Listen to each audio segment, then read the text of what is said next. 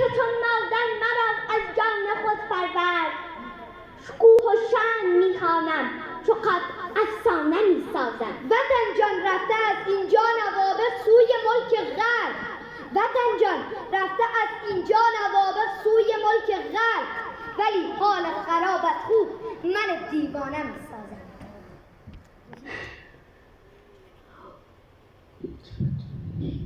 خب پرستوهای در زندان نباشید ناامید هرگز، که من باغ وطن را باز پرپروانه میسازم. تمام زخم‌هایت را ببندم تا توانم هست، تمام زخم‌هایت را ببندم تا توانم هست، تو را آنسان که حقت هست وطن شاهانه میسازم. من تاجیک هستم، جانم هزاره، نفسم پشتون، رگ‌هایم ازبک، قلبم بلوچ، خونم افغانستان، خونم افغانستان. زنده بی افغانستان، همه با هم زنده باد افغانستان.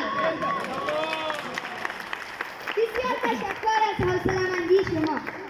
سلام بر تمام شما عزیزان، سلام بر شما عزیزانی که خودتان را باور دارید، سلام بر دستای خلاق و سازنده‌تان، سلام بر فکر و اندیشه‌تان، سلام بر پاهای استوار شما هموطنان عزیزم که روز و شب تلاش میکشیم تا یک لحظه لبخند بر روی لب هموطنان ما بیاوریم. دقیقاً آیت جان، این کسایی که پیش روی ما هستند تمامش یک قهرمان هستند، کسانی که با این اوضاع خراب وطن ما باز هم زحمت میکشند تا که بتانند یک لبخند را در روی هموطنان ما ببینند. نه تنها هموطنان خود ما بلکه از کشور همسایه ما ایران که کسایی آمدند که جشنواره را برگزار کردند و امیدوار هستم که خوش باشند.